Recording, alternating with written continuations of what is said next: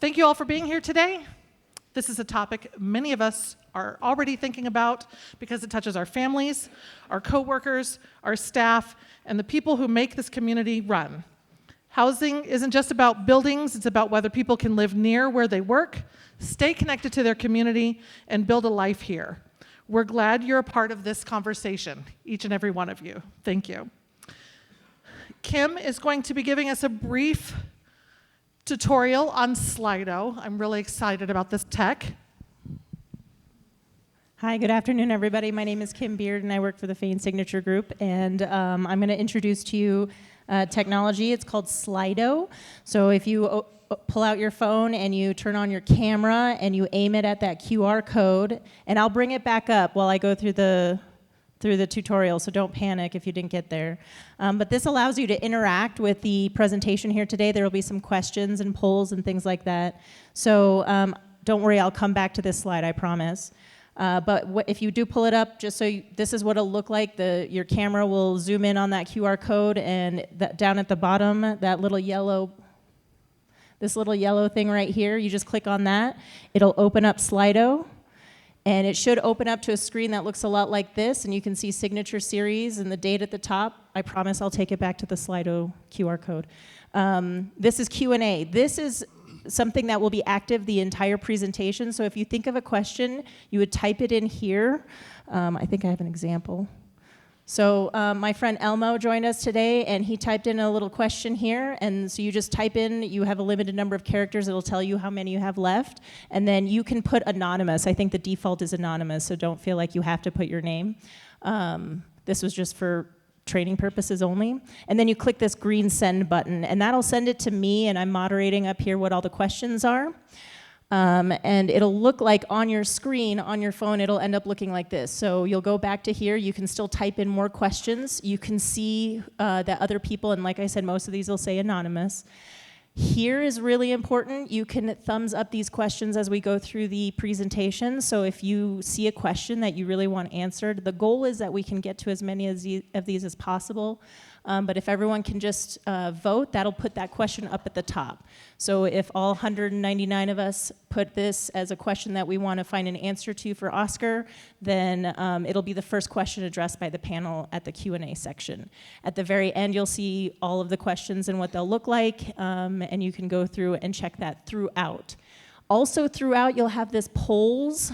If you click on that, that will update as we go through the slides. And it'll come up. The very first one, it isn't available, I don't think, right now. It'll look like this. You'll click on the polls. It will also do it automatically while you have your phone open to the Slido website. So this will be our first. Amore will take us through these questions. They'll pop up the question. There will be the answers, and you have to hit send. Again, voting is anonymous. It's totally okay. And then I will, on the screen up here, you'll see all the results as they are coming in live. I think there's one where it asks you to select multiple, and it'll be like once we feel like we gave everyone a chance to answer. But that's what that'll go on, and this will change. We have a lot of these today so that we can get a lot of audience interaction, so you do have the ability to participate and share what your thoughts are to the questions that we have. And then again, at the very, very end, and I'll bring that slide back up, at the very, very end, we'll have some things. There are different versions of the polls. One of them is called word cloud. So it won't all be multiple choice. Most of them will be. Word cloud it'll ask you, what do you think of when this happens? And you type in the word or words or phrase that you think is important. It'll populate a cool little graphic. It's going to be very fun. If I could get some oohs and ahs throughout the day, it'll make me feel real good. Yeah. So does that kind of take us through? Everyone feel like they can do it? Again, this is the QR code. I don't know if we'll have it up for the rest because we're going to click through this pretty quickly. This is a pretty extensive presentation, and I hope you enjoy it. Okay, has everybody downloaded the QR code and opened up the Slido? Because we have our first question, our sample question. Do you believe growth in our area is largely uncontrolled and unchecked? And you have yes, no, and not sure.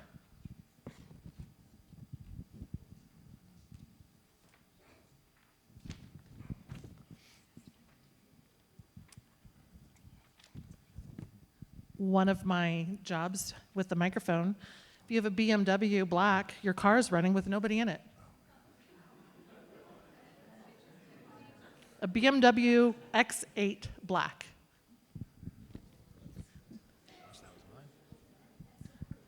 Okay, so as you see, the no's and the yeses, things are moving back and forth. We've got the 65%, 23%, and 12% for the not sure. And then we have a second question. What do you believe our estimated local population growth rate is?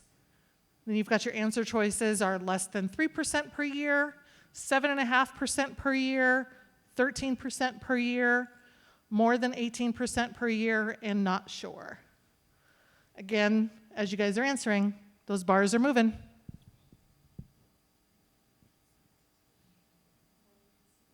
Oh. Hold on. I'm going to step off of the cord. Oh, in the upper right-hand corner behind the snowflake, 103 people are participating in this active poll right now. 104 now. Okay. All right, so thank you so much for taking those test sample questions with us and participating with the Slido. I'm now going to introduce our moderator today, Darla DeVille with Arizona Public Service. And the lights are on. Well, good afternoon or aloha, friends. There we go. Thank you, Amora, and I'd like to have a warm welcome, please, for our panelists. We're very grateful to have you all here with us today, and I'll begin by asking each of you to briefly introduce yourselves and share a bit about your role and perspective. So, Danny, let's start with you. Thank you. My name is Danny Court. I'm an economist with Elliott D. Pollack Company. As an economist, I've successfully predicted 9 of the last 3 recessions. Thank you.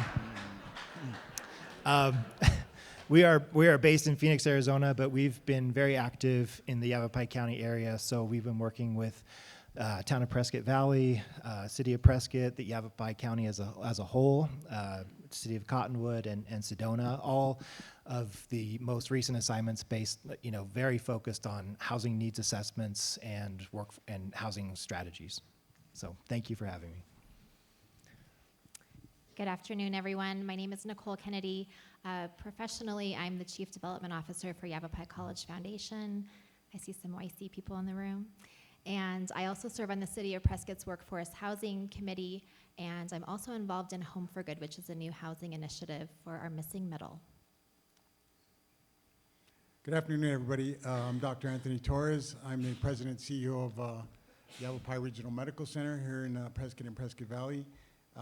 Looking forward to the conversation today, and I've been in this community since 2006. I'm an internist by training, practiced in the community for quite some time, and then moved into administration. That's where I'm currently at right now. Hello, I'm David Everson with Mandalay Homes. We're in our 27th year of construction, started in Phoenix, but we've been up here for about 15 years now. And now we're exclusively up here. Our first project, by the way, was back in 1999, and it was an infill housing project. So I'm somewhat familiar with this type of project and this type of product, and happy to be here today. All right. Well, thank you. Another round of applause for our panelists, please. So before we dive in, I'd like to briefly explain how today's conversation will be flowing. Danny will walk us through the data in 3 different sections. One will be population and rates of growth. The second, economics. And the third, population, projections, and migrations. After each section, we'll pause to hear from our panelists, and we'll also ask all of you, the audience, a question or two so you can weigh in as well. We'd like to keep the conversation moving and interactive throughout.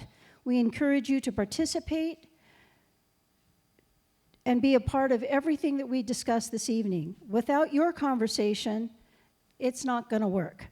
So please join us and make sure you have that Slido up there for you, okay? Ready? Danny, take us through the population and rates of growth. I'm going to stand up here just so I can see what everyone else is seeing. Yeah, this topic came up quite a bit of, how much is the county and how much in Prescott and Prescott Valley are we growing? You can see, coming out of the Great Recession, the early, post 2010, that ramp up, and basically the county has been seeing, some of the highest levels of growth, but we're talking about 3,800 to 4,200 new residents per year. That's all throughout the county. Prescott is there in the light blue, and Prescott Valley's in the green. And you can see Prescott a little bit more volatile in terms of year-over-year growth. 1 year they're negative, but what I kind of want to point to here is we hear a lot about how fast places are growing, and it was certainly true around the COVID area. There was this, this uptick in demand. We had really low interest rates. We were a net benefit, a net migration type of state and county. So we were getting a lot of people from out of state and seeing a lot of demand. But if you look at the last 2-3 years, we've really seen a slowdown in terms of population where, last year the county only grew by 1,800 residents, Prescott growing by 300. Prescott Valley probably the most consistent there, growing by 1,100 residents last year. And then in terms of growth rate, those were some really interesting options in the multiple choice there. But you can see there, Yavapai County's in the dark blue here, really hasn't seen more than 2% growth in any given year, even in those higher years when we saw 2015 through 2022.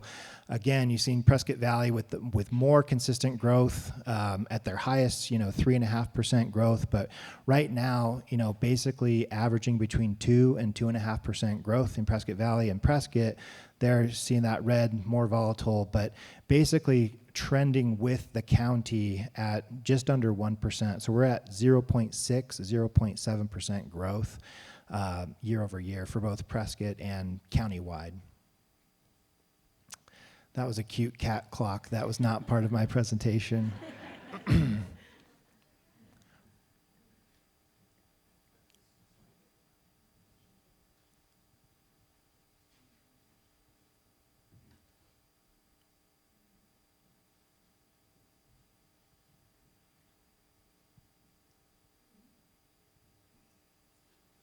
just have those first two, Danny? Sure. For the conversation? Well, we're It going to looks go like ahead. they went to it looks like they were going to a poll again after, so just from those two. This is what's great. Let's go ahead and do this. Has the data we just saw changed your perception about whether growth is out of control? For those of you on the Slido, we've got, 59, 61, 63. We know there's at least 104 of you out there.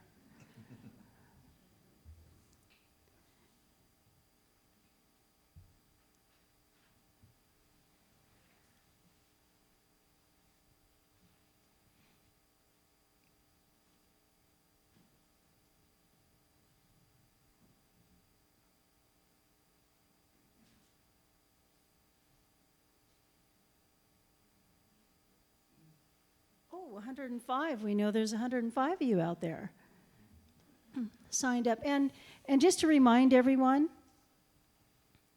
how many of you did not get a chance to download that QR code? A couple of you? Okay.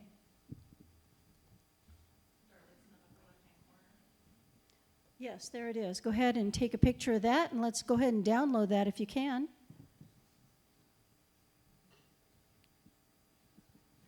And then just to remind everyone, throughout our conversation, you're welcome to submit questions through Slido at any time. And Kim will be capturing all those questions that you have. Okay, let's go ahead and do this. Danny, thank you for the updated forecasts, and I want to thank everyone for participating here. Panelists, your first question.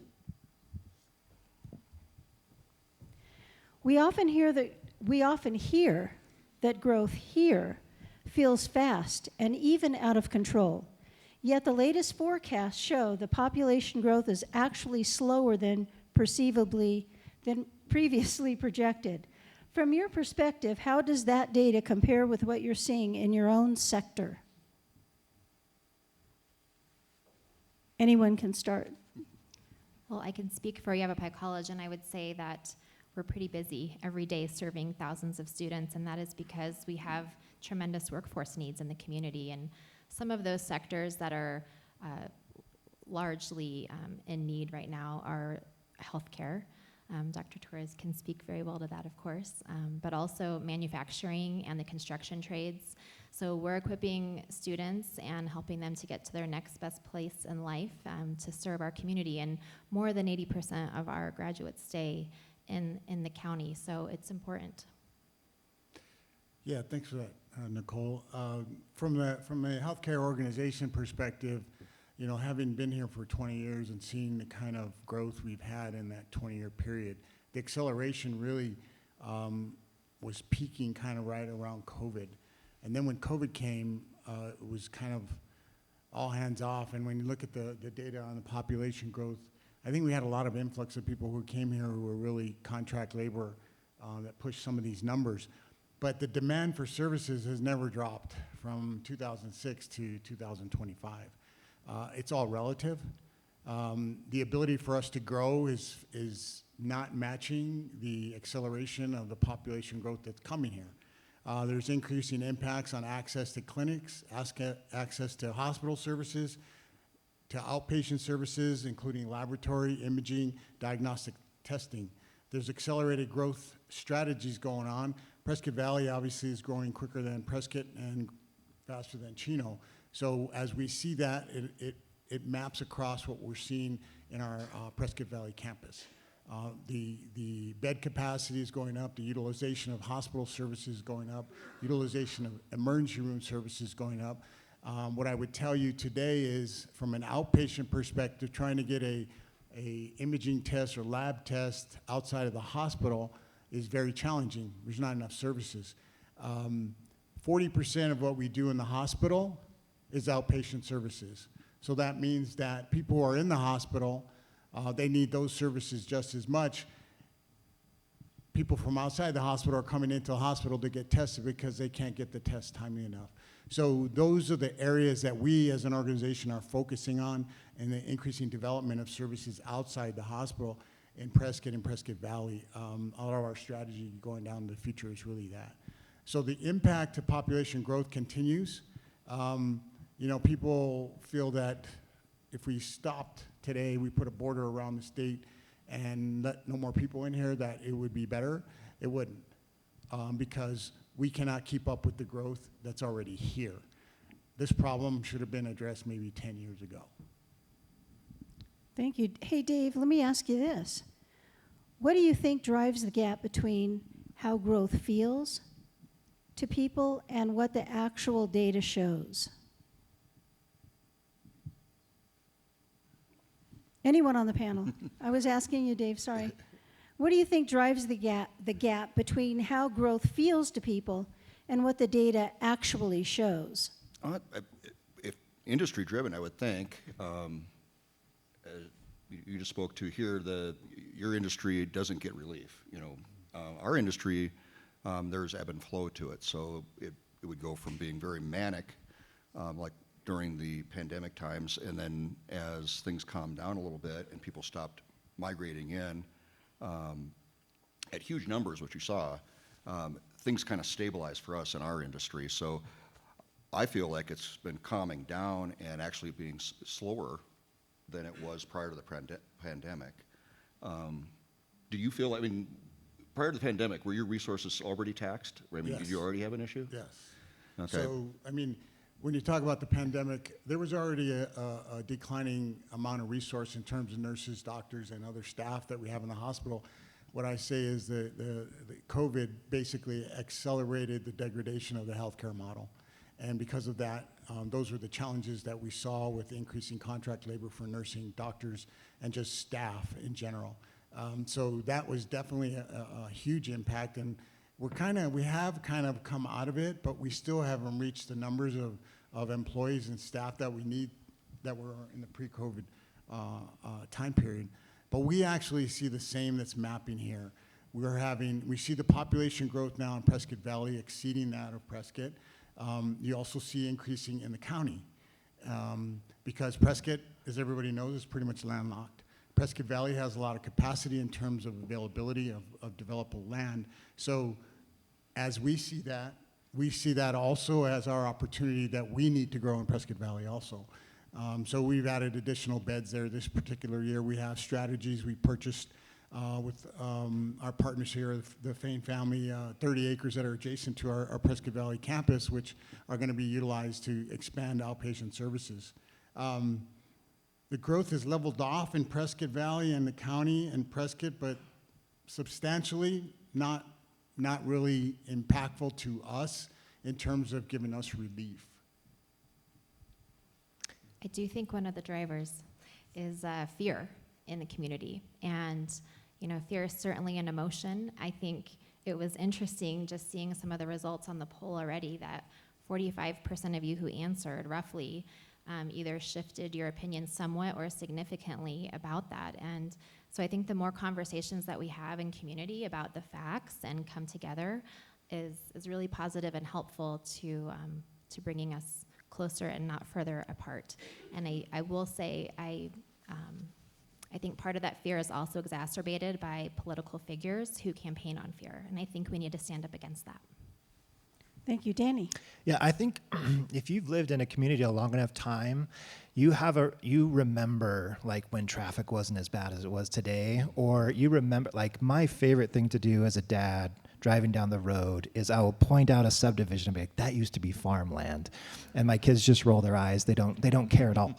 But if you remember, if you could think 2 years ago was 2005, and Prescott Valley's doubled since 2005, and it feels like that's incredible growth. Or if we haven't seen a type of development, if there haven't been any apartments built in 10 years, and then 3 are going up, it looks like we're building so many apartments right now. So it's a little bit of a perspective and kind of a longer term view is. If you've been here a while, it does feel like there's more people, but when we look at it on an annual basis at the actual data, it's actually not growing that much. And I've got a couple more slides on this too. Just this downtrend in, it's also easy to remember, the heyday of 2020 or 2021 when we had really low interest rates and we had, a lot of construction going on, and it's just not necessarily the case, but we might still think it's happening. So we really did focus on how it feels, what it feels like. So Slido, let's get those phones up. I've got a question for you, and actually this is going to be at word cloud results. In a few words, what makes growth feel intense or noticeable in our community? So go ahead and put that in. In a few words, what makes growth feel intense or noticeable in our community?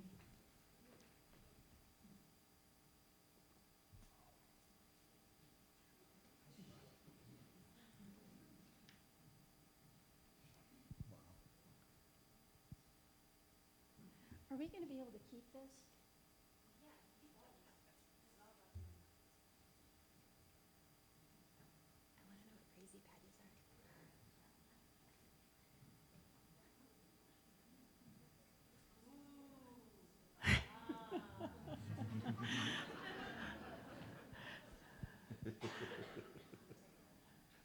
Danny, you'll be proud of me. I'm not looking at the words, I'm looking at the numbers. We had at least, 117 a few minutes ago. Let's keep going. And the key is feel. What makes growth feel intense or noticeable in our community?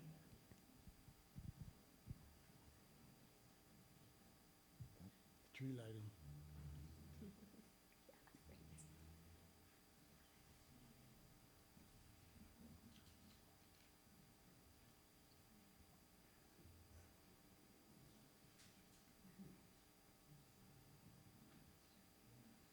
How many of you are relating to a lot of these comments? Let's see your hands. How many of you are relating? Great. Traffic is number one still. I saw Lois. Traffic.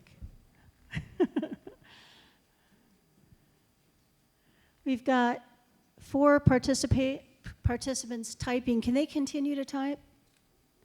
But I'm going to be asking them yet another question. Excellent, excellent. Okay. And this is a fun question. And panelists, if you don't have a Slido out, you can shake your heads yes or no, because I'm going to be shaking my head no. Ready? Ready, everybody? If you were purchasing your home today at current market prices, would it still be affordable to you?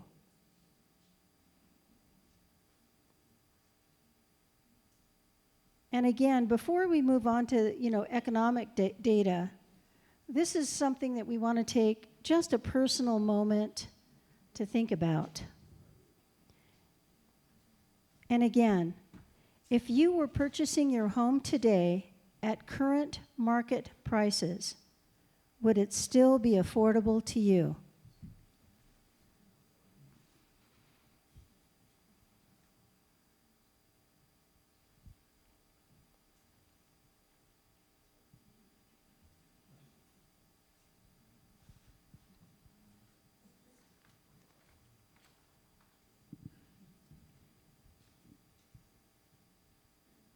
There's our 117.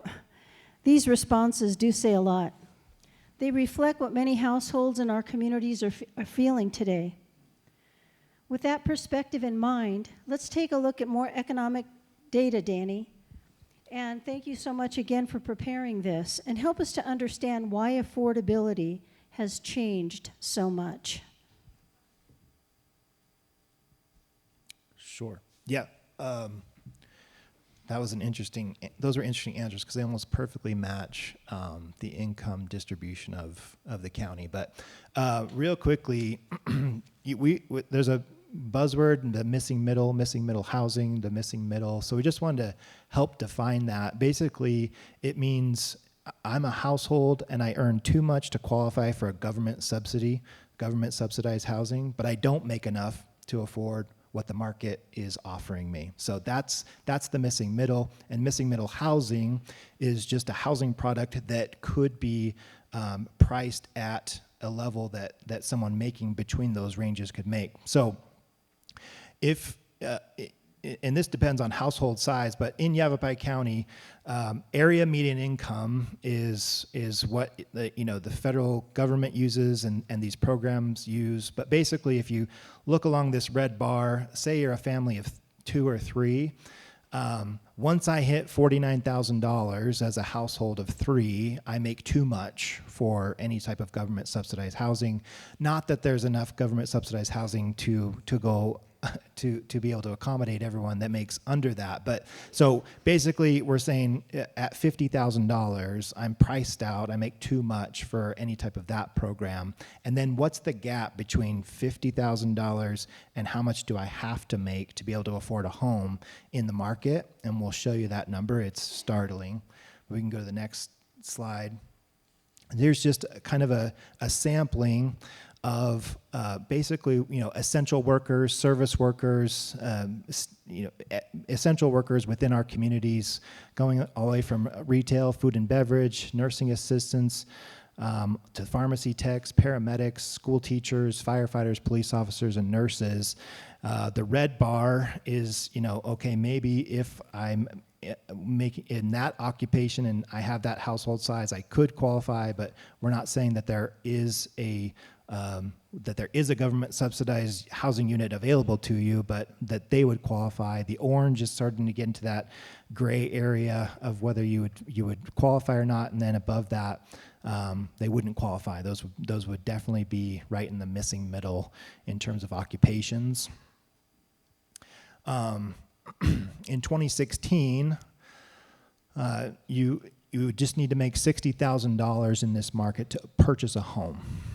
And now 10 years later, 2025, you only have to make $160,000 to purchase the median priced home in the market. So in the unincorporated areas, we're above 700,000, and that's the average single family home price, 600,000 in the cities and towns. You can go to the next one. I think we have Prescott and Prescott Valley.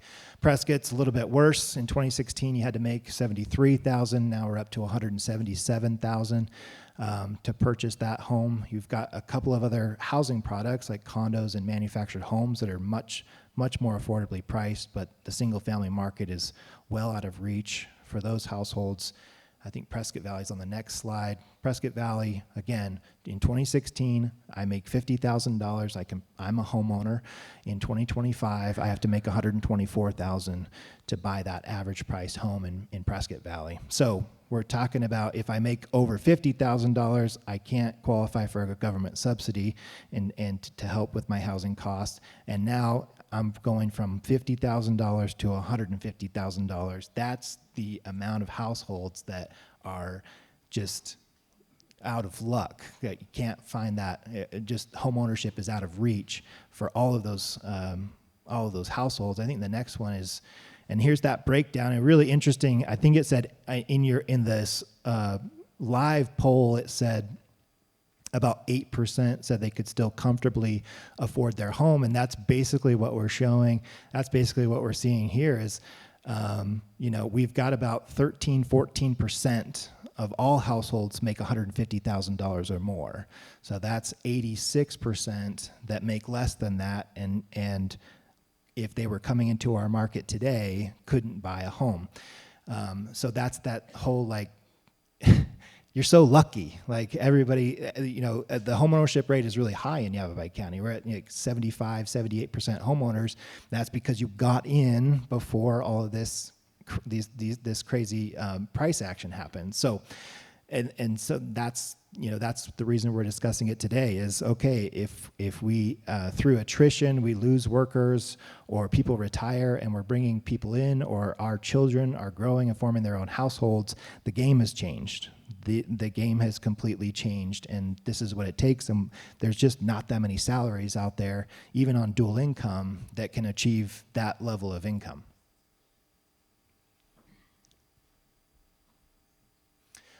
Rents were kind of in the same boat. You see right there, 2019 to 2020, and then 21 and 22. There was a sharp uptick in rents, but it's certainly not to the level that home prices occurred. So in 2016, I needed to make $48,000 to afford the median rent, apartment rent in Yavapai County. And in 2025, now that's 64. So we have priced out from 48 to 64. But you can kind of see now, if I made $60,000 10 years ago, I'm a homeowner, and if I make $60,000 today, what am I? I'm a renter. That's the affordable housing option in this market, anywhere from $60,000 up to $150,000. Prescott, these are the market rents currently. So these are kind of the newer market rate rents.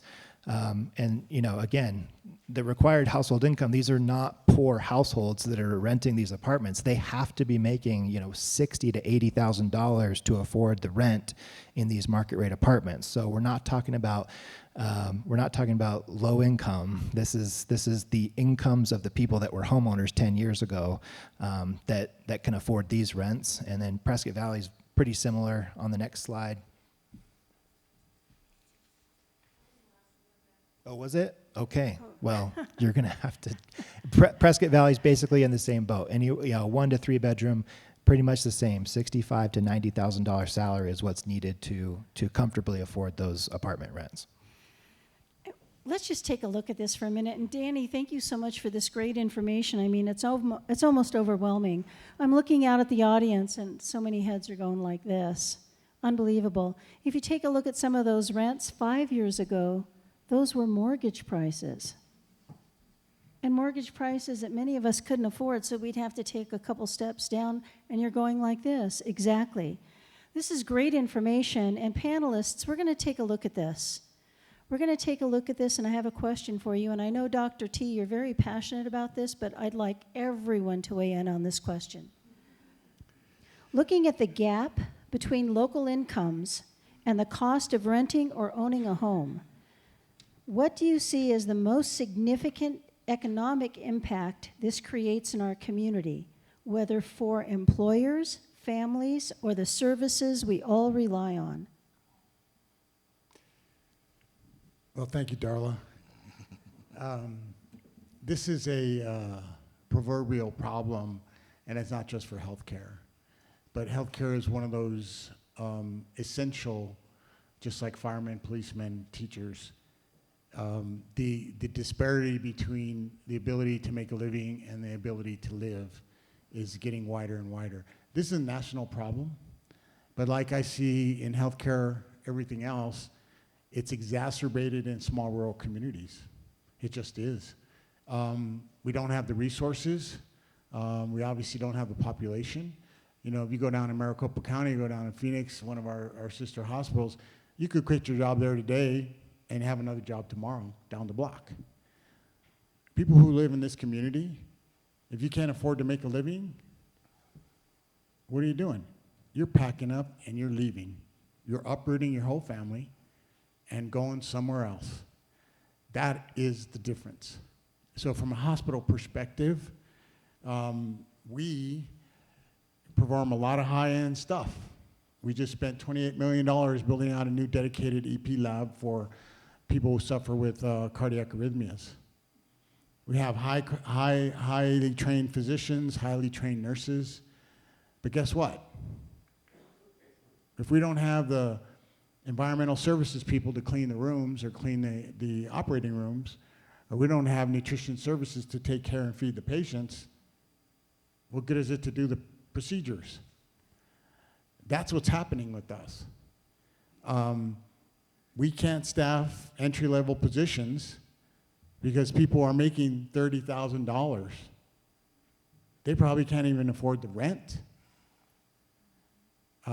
We have people, sad to say, living in their cars that work for us because they can't find somewhere to live. So when you think about healthcare and you think about the challenges we definitely have challenges, but it's not from the ability for us to deliver care, it's the lack of human capital. And I think everybody that's a business owner in this room can vouch to that and say they have the same challenges. Qualified people who can afford to be in this community and do the work, not of a neurosurgeon, but construction worker, policeman, fireman, teacher. Those are essential things we have to have. Otherwise, our communities really suffer. So correcting the disparity from an income perspective is a big challenge. For us as an organization is, you know, everybody has standards that you work by, everybody has standards that you kind of use to pay your employees. But the other thing that's coming is a lot of people can't afford insurance. A lot of business owners can't afford insurance. Big business owners can't afford insurance. When we can't take care of our communities, when we can't educate our people, and especially our young people. The thing I feel really, really passionate about in our communities, and this is one of the things that I think that have to really come together as a county, not just Prescott Valley, Chino. We have to understand that if we don't get younger, there's no way out. And tourism is great for our community, but it's not going to sustain our communities. So I'll give my other colleagues an opportunity here. Well, the gap is real. I think everybody's probably recognized that at this point. Who's in that gap? Almost everybody we know. I mean, friends, family, basically the majority of our community is in that gap. I'm going to make things a little bit more dramatic, and that is all these median numbers are related to existing housing stock blended with new homes that would be constructed, and new homes are like skew the numbers in the wrong direction. It's getting more and more expensive to build new homes, and new homes is where the solution's going to come from in some form or fashion. And that is just quite simply, a byproduct of not having a clear path. So if we recognize the problem, we can get together on the problem and say, okay, problem is solved by providing some clear path for construction, then we can manage through the gap. But if we don't, I don't think this becomes less broad of a gap. It seems to be getting worse each time we all get together and talk about it. So what's really refreshing is that when we looked at all the numbers, everybody in this room seems to be self-aware. I mean, people were pretty spot on, and you're here. So thank you for that. Maybe we're at that point now, that inflection point where we can start pushing in a direction. And I agree with everything you're saying. I think it's really difficult to hire here because our labor pool is so small, right? And then to be able to attract and retain people is even more difficult. Darla, I'm reminded of a conversation that you and I had about even the difficulty recruiting in the nonprofit sector. And you think about all of those social services that benefit our community, they're tremendous. I mean, feeding the elderly, housing people, you name it, they cover a lot of territory, and so it's hard. And then you layer in stories. I had the honor to tour the dispatch center that serves our entire region, right? They collaborate with all the different municipalities to serve the first responders, and I got to talk to some of the dispatchers, and one particular dispatcher, she's been in the industry now for I think about 7 years. Which is not very typical for our area, she moved to Prescott with an increase in pay from where she was in Phoenix. Usually it's the opposite, right? People are commuting out. But she got an increase in pay. She's a newlywed, and her husband works in manufacturing here in the community. And between the two of them, they couldn't find anywhere to live, so they're literally living in their parents' garage. So it's sad, and we need to do something about it. And just to share with everyone, this is a conversation, but this is a conversation that we want you to take action on. A conversation for you to have with family, with friends, with neighbors, with colleagues. Let's get our communities involved, our elected officials involved. Here we have statistics in addition to stories, and I'm watching you, and you're going like this. So this conversation needs to be had. The conversation needs to turn into action. So at this point, grab that Slido out again.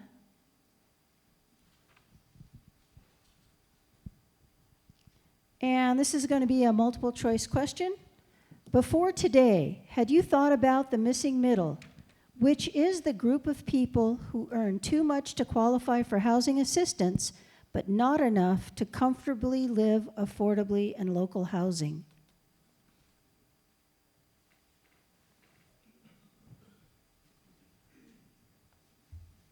Wow. Right on.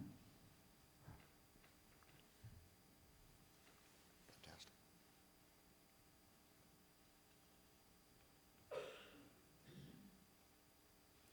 While you're answering, I just want to remind everybody that throughout this whole conversation, anything you'd like our panelists to address, if time allows, go ahead and type into Slido as well. And Kim will be capturing it over here.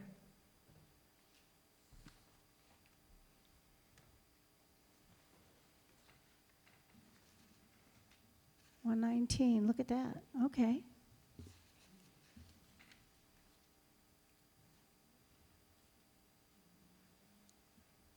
Thank you, everyone, for your honesty, and continue to weigh in if you haven't had a chance to do so, because we're going to give you another choice.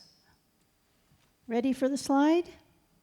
When you think about quality of life in our community, which of these matter most to you?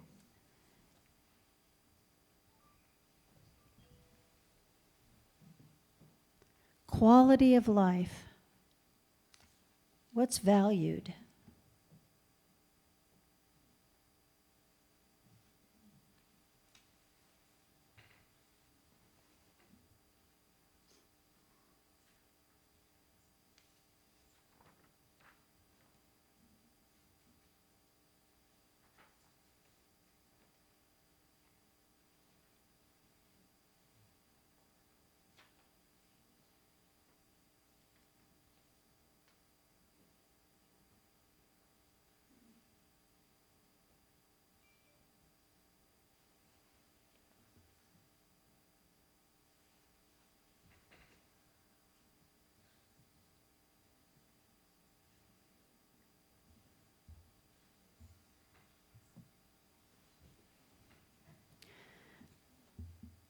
Actually, the results here show us that this perspective really helps us explain why the question of who can live here now and in the future matters so much.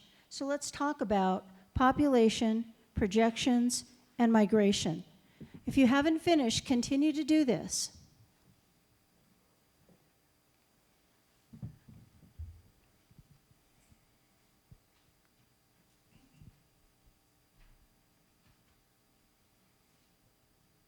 There's Prescott Valley.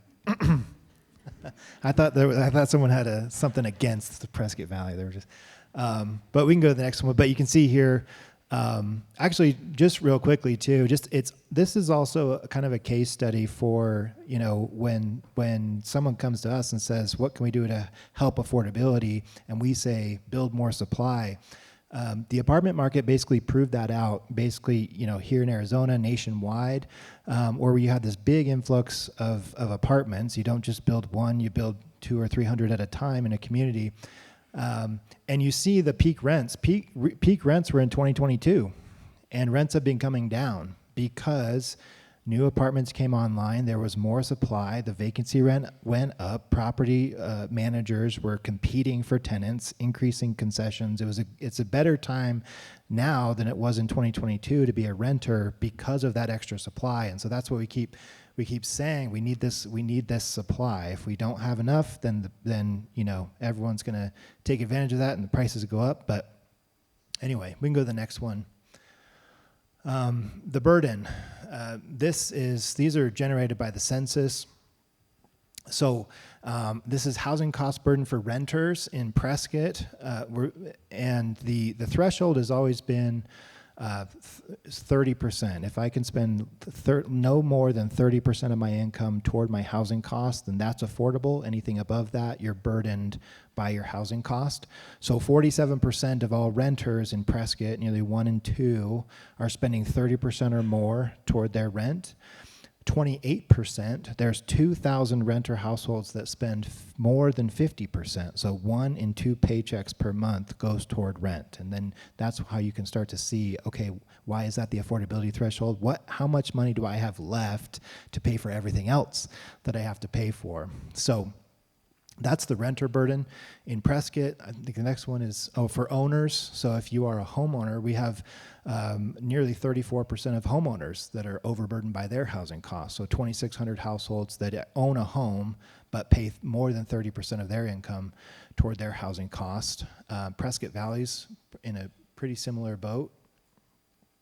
42% of renters in Prescott Valley spending more than 30%, 19%, or 1,100 renter households spending more than 50%.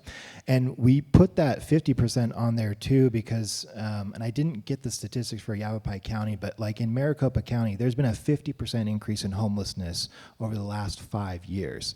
9% population growth, 50% increase in homelessness.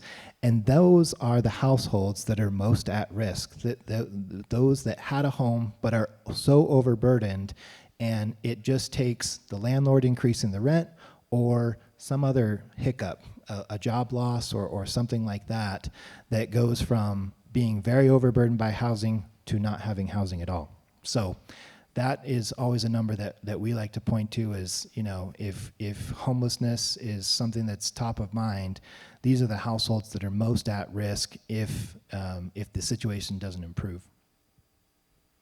And for owners, you know, 32%, so 2,800 households in Prescott Valley that own a home but are overburdened by their housing cost.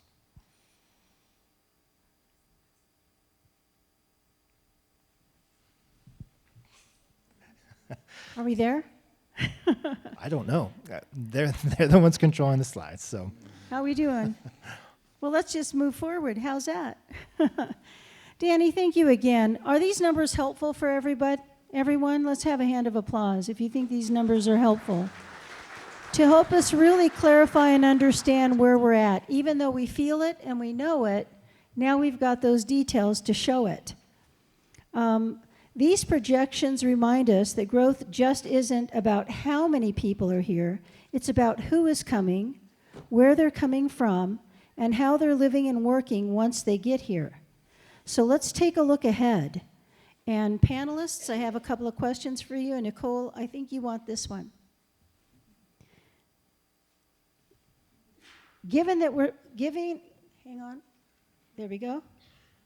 Given what we're seeing in projections, modest overall growth, an aging population, significant in-migration combined with long commuting partners, what do you see as the biggest challenge or opportunity this creates for our community over the next 10 to 15 years? Thanks, Darla. Well, I know we've talked about some sad stories and some depressing statistics, but I do think there's a lot of hope.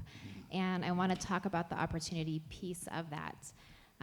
In my role with the City of Prescott Workforce Housing Committee, it's been an honor to be part of implementing some solutions, and I want to applaud my fellow committee members as well as the Prescott City Council who believed in making some changes. And so just last year, toward the end of the year, they adopted a policy framework to help guide developers in looking for solutions to attainable housing. And so there are some financial incentives, if you will, if you're willing to step out and build some of these projects. As we know, they don't pencil, so the money has to come from somewhere. And so I'm grateful that the city saw that to be of value. I do think we need to take it a step further and codify some of that so that it further strengthens, particularly around density bonus and other types of tools. I'm sure you would agree, right? I would encourage our other municipalities to look at some of that. We've already spent a ton of time going through all kinds of subject matter experts, meeting with people like Danny, and really our staff at the city did a really thorough job in putting it together. So to have that kind of framework available around the county would be a wonderful step forward. I also, and you've probably heard me say this before if you've heard me talk about this, but we really need a grassroots effort of the YIMBYs. We need yes in my backyard. So if you want to get involved, start that. I mean, we need that, because if you've attended a city council meeting or a planning and zoning meeting, all we're hearing from are the vocal, what I believe to be the vocal minority, who are maybe walking in fear. And so our electeds need to hear from the majority of the people out there, and whatever that looks like, I think we need a plan, and whether that's grassroots or formalized, but we need people to stand up and be part of the yes. And then finally, I'm going to go back to the nonprofit sector, because we've got some great people in the room right now that are serving the Verde Valley. We have Agape House. There are wonderful organizations. Home for Good is one of those, but we have a whole spectrum of opportunities for people to partner with the nonprofit sector to really make a difference in housing. Thank you. Yeah, I would add that I definitely echo what Nicole's saying. From a healthcare organization, what I realize, and being in this industry for so long, is that this is no longer a silo. Our organization is reaching out into the community and partnering with other nonprofit healthcare entities in the community, because we can't do it all alone. And this is a similar issue here. Our towns and our cities, if we don't figure this out, are going to start to erode.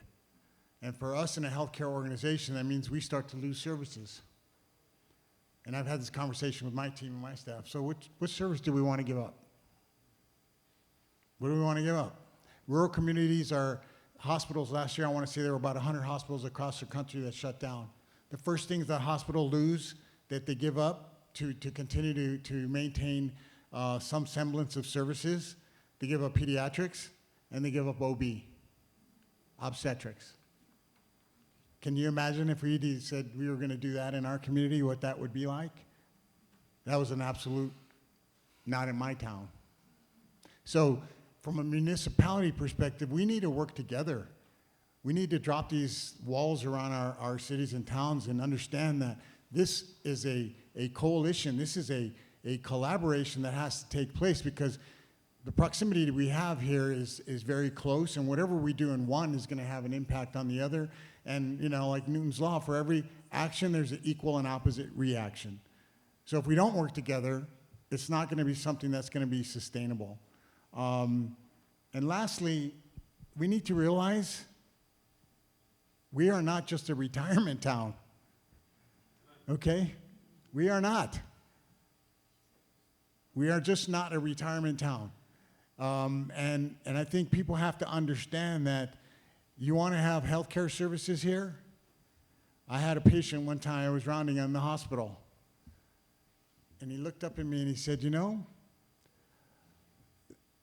I had a lot better service when I was at Johns Hopkins.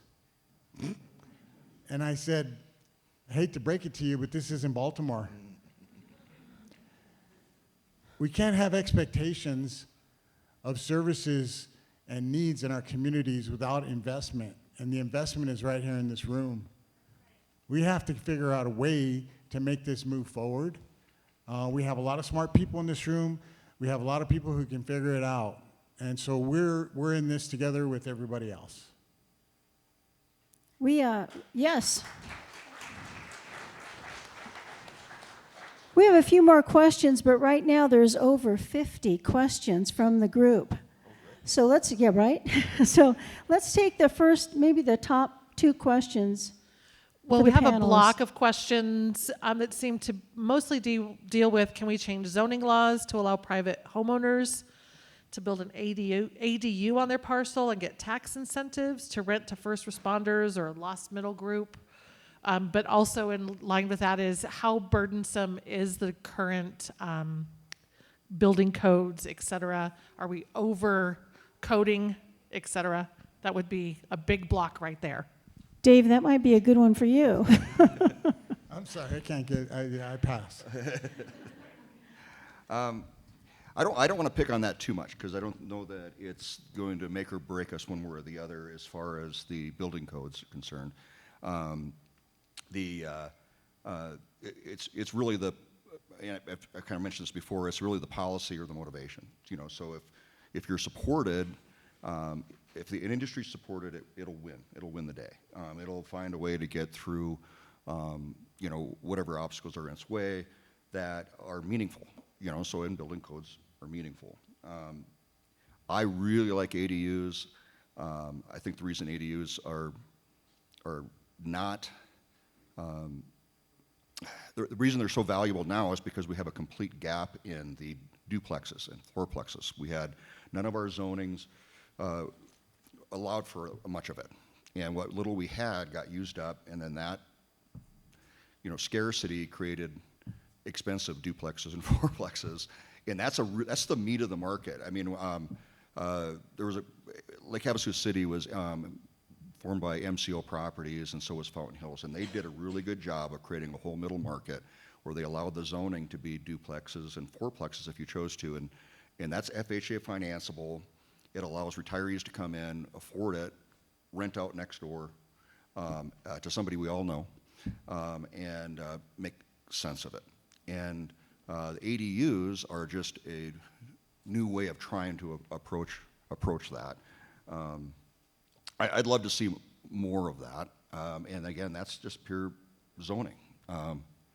We've gotten to the point now where there's a lot of pushback on any conversation on any zoning issue, regardless of its merit. And that has put us in a little bit of a box. And that's where, as a group of citizens, we can speak up a little bit. We've had this quiet demeanor about us, and it's put us in a position where it has just unintended consequences of just saying no to everything.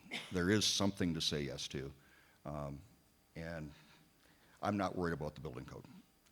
The process would be wonderful if I could get a clear path to the process a little quicker. Something really, really simple and reliable. Is there another frequently asked question?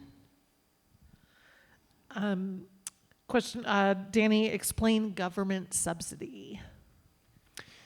Yeah, it's just either assistance. So you've heard of the Section 8 program where there's a voucher. If you make a certain amount, you get a voucher. The property, you pay 30% of your income, and then the voucher pays the landlord the rest. Or there's an LIHTC, so that's low income housing tax credit program. So there are apartment communities throughout the county that are in this program that just cap their rents at a certain targeted income range. So if a one-bedroom apartment at the market is $1,500, then these are one-bedroom apartments at like $800, and so they're affordable to those tenants, but they have to be income qualified. So these are typically apartment communities with really long wait lists. The state basically approves about 10 of these projects per year throughout the state.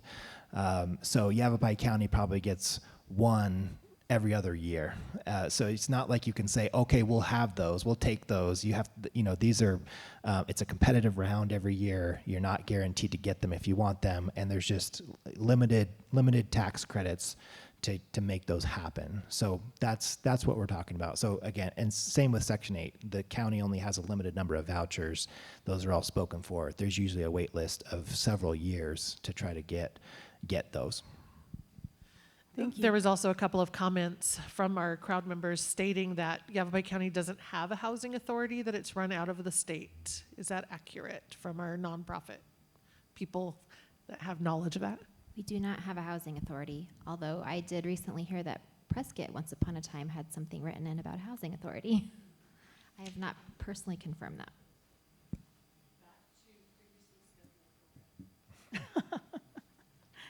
Did you hear what she said? Back to previously scheduled programming. So here we go.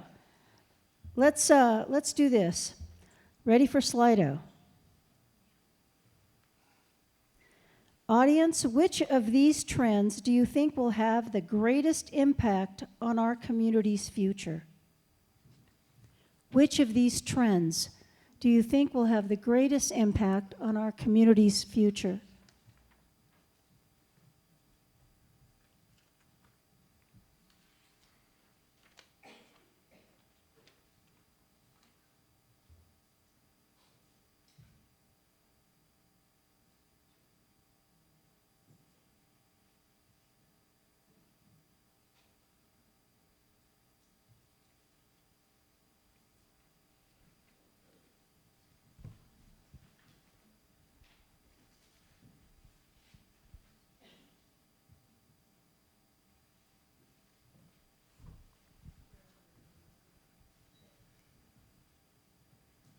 Think we're there?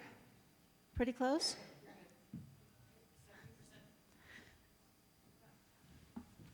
Panelists, did you take a peek at this? Yay. That perspective really helps all of us frame why planning for housing isn't just about growth. It's about who our communities are becoming. And this is a fact. Let's do this. What we've talked about today shows what addressing the missing middle is vital. What we've talked about today shows that addressing the missing middle is vital to a healthy community. So before we wrap up, we want to hear your thoughts. Based on today's discussion, what solutions do you think our community should be exploring? This is a cloud. What solutions do you think our community should be exploring?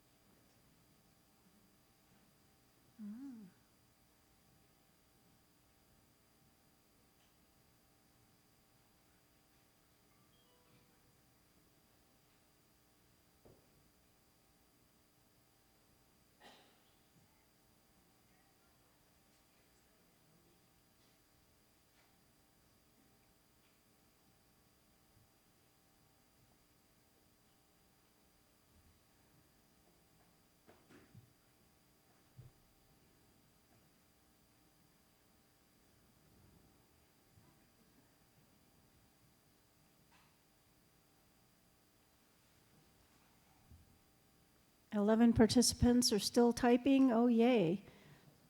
Look at that, Danny, David. Zoning changes still, right there in the middle. So the larger, the more. Yeah, more people are in there.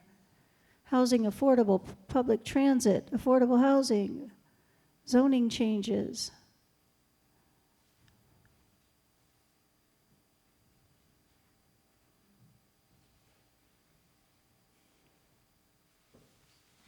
Wow, that's pretty great. Thank you so much for everyone for participating. Do you enjoy this participation piece, everyone? Yes. Because we will take these back and start talking about these on our time as well. And this is something that we can also show all of our elected officials and other folks who were unable to make it here this evening. So let me ask you another question. Got the Slido out? If you could ask the panel one more question, what would it be? And we've got that in there. Do we have a top question that hasn't come in yet?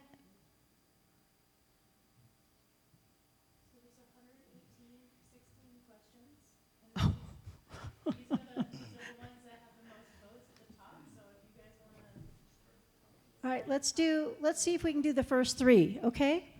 Panel, what do we do to combat the misinformation around growth and building in Prescott? More importantly, how do we educate our leaders with this information? Well, I shouldn't be popping in, but I will. I think I saw the mayor here, Mayor Pro Tem. I see some council members from Prescott.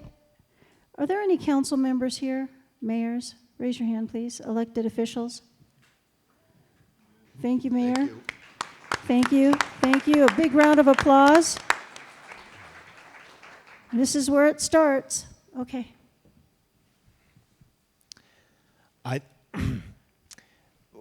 We see this in various forms in different cities, but it really is the education of those that have the most influence. So the education of those elected officials, like City of Phoenix, for example, did a housing study, and in that housing study, they came to the conclusion that they needed 50,000 more houses to address affordable housing. Ever since that report came out, and ever since it was adopted by the city, from the city council down to the planning and zoning commissions, I sat and watched very angry neighbors, the NIMBYs coming up saying traffic, crime, we don't want these people, run the gambit of every single excuse that you've heard for why somebody doesn't want more housing in their community. And to watch these elected officials and these volunteers give them the time to air their grievances and say, thank you, but we have an affordable housing crisis. We need this housing. It fits the criteria that we've said we've needed. The developer has come in and they've checked every box that we've asked for. We're approving this project. So, just having the courage to, in the face of maybe an angry mob that's sitting in the room, but does not necessarily reflect the majority of the population. It's just the people that show up are the ones that are most passionate. And to say, I've seen the numbers, we have this goal, they fit the criteria, we're approving this project, moving it forward. I think there's one slide, I don't know if you got to it, Danny, but it was really the retiree population expected to dominate the growth. Yeah. Over the next 15 years, the state of Arizona projects the population of Yavapai County to grow by about 25,000 residents over the next 15 years, and 22,000 of them are expected to be 65 years or older. So 90% of every new resident, 90% of the new residents expected for the county are retirees. So that is a daunting fact. That's a fact. It's not misinformation, it's not hearsay, it's a fact. And I think to the point is really education is about the facts, and unfortunately in today's world that's not always accepted. But I think the reality in our community is if we don't figure out how to get younger here, none of us are gonna get to be those folks. in this community. There's a lot of things that are different, and I've noticed in the healthcare industry, being a physician for so long, you have a generational clash of understanding the boomers and the Gen Zs, millennials. It's a huge, huge difference. If you're business owners out there, I'm sure you know this, that when you hire somebody young, you really could be skeptical about their work ethic, their values, etc. We notice it in the healthcare arena. You know, our elderly populations are the ones that suffer the most, chronic diseases, etc. They use the most services most in the last 30 days of life. So those are people who have long-term invested in their physician. They want to have that personal relationship. They want it to be something that's very intimate to them and their doctor. The younger population, not so much. They want it easy, they want it convenient, they want it cheap, and they don't want to really inconvenience themselves. So you have this culture clash of these two areas that we have to understand as a community, that if we're going to get younger, we have to figure out what that really looks like. The technology innovation really drives these younger generations, and that's what it's about. And unfortunately, the older we get, me here, I don't like technology so much. You need an engineering degree to figure out your smart TV, because it's smarter than you are. So really the education is a fact-based, in my opinion, that these types of conversations need to be happening frequently in our communities. And conversation leads to action. And that leads to, I was cracking up with the question, why is it so hard to figure this out in Yavapai County? We've been having this conversation for the past 10 years. We have. But these are exactly why we need to discuss this and bring it out. And again, have this conversation with family, with friends, with neighbors. Share your frustrations. Talk it out. Talk to our elected officials. Talk to your leaders. And there are so many leaders in this room that aren't elected. And we know that. There are leaders in this room that are not elected, but they are a voice for the community. And that's what we need. Common sense solutions that we can all get behind and work toward. And this is just the kind of conversation I believe that we need. Let's look at the statistics. Let's see where we're at. Let's see where we're going. Let's have the conversation with a panel who really represents a number of different stakeholders in the community, and have the community also here sharing their comments with us. This is how we do it. This is how we begin to move forward. But I just have to ask the panel, you know, we've been having this conversation for 10 years. What the heck is going on? It was actually written into the Prescott Charter in 2000, I believe, so even longer. Oh. But I think the reality is we need a lot of solutions. It's an enormous problem, and it requires a myriad of solutions. I listed a couple. There's a lot more. You guys probably have some ideas that we haven't even unpacked yet. So, Well, I think it has to do with just focus. We've been attacked by a number of things, pandemic being one of them, and then just some cultural shifts. So, if this is important to us, I think it can be solved. I don't think there's anything in our way. And diversity, there was diversity of product, there's collaboration, we had all kinds of great comments up there. What's missing from the conversation right now is probably panelists.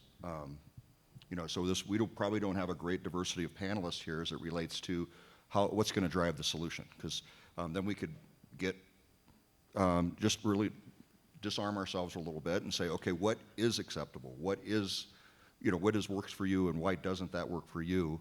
And push past it. And I'm just so encouraged by this room and everything that came up on the board that, in answer to your question, how come it hasn't happened? I think it just hasn't happened yet. I think we're right there. And I think what we can all agree on is mindful, responsible growth, correct? It's not just jumping in and doing something crazy. It's having the conversation, being mindful, and and thoughtful about how that growth is going to be, because there will be growth. There will be. Danny? I think, unfortunately, it takes a crisis to get people to action. And you saw those statistics from 10 years ago. We weren't really in a crisis. Housing has always been an economic development issue. It's just that forever, Arizona had the calling card of being a low cost of living place, a place where you could find affordable housing. And it's like trying to convince everybody that we're not that market anymore. We don't have that calling card.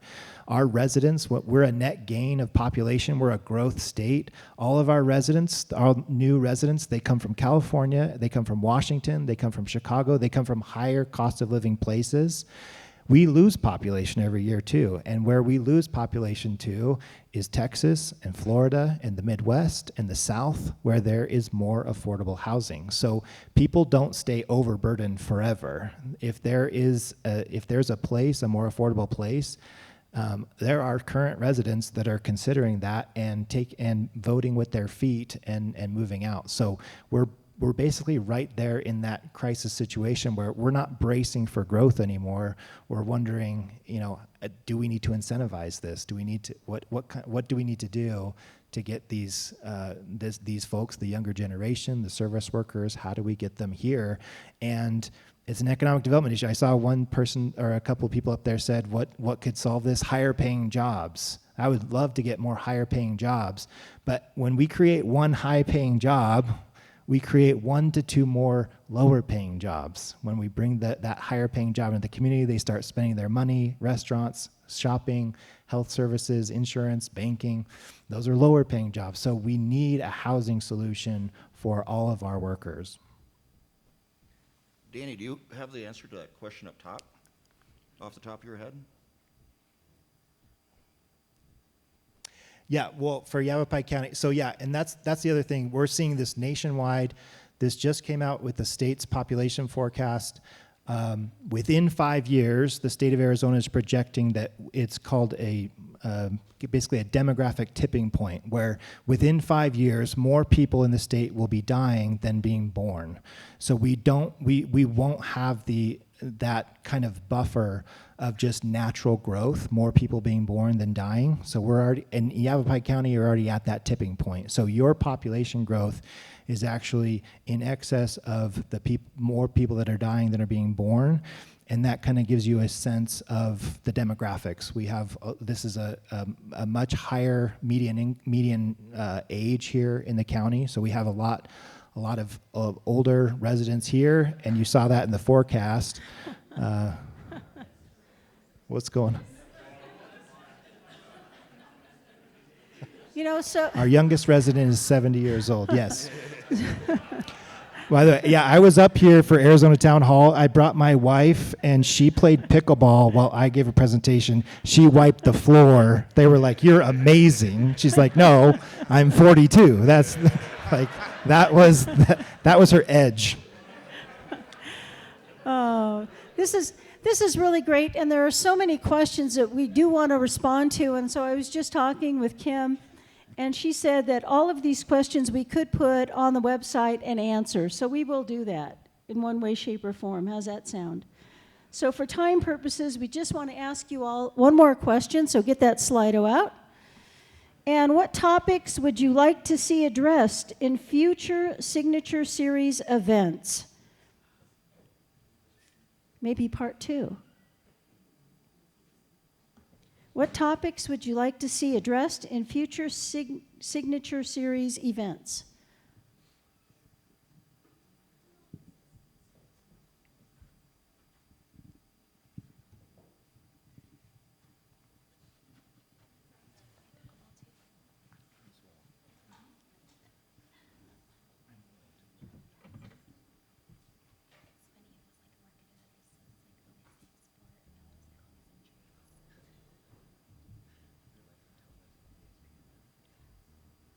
They'll be popping up shortly. Maybe there's just so many. It's gone off the chart.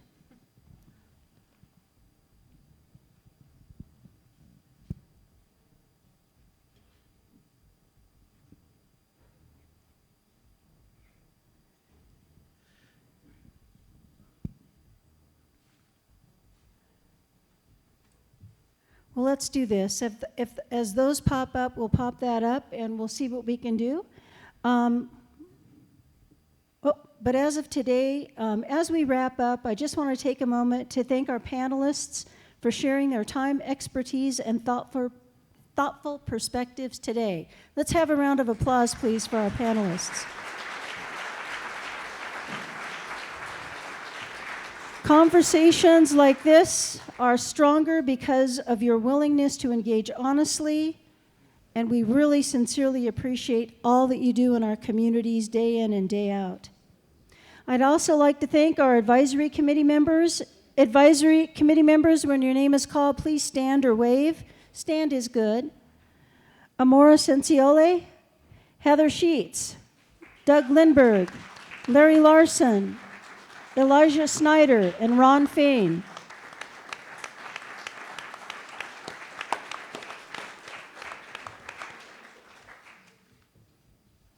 Just so you know, and we all know, an event like this takes a lot of time, energy, and dedication, and we just sincerely appreciate it.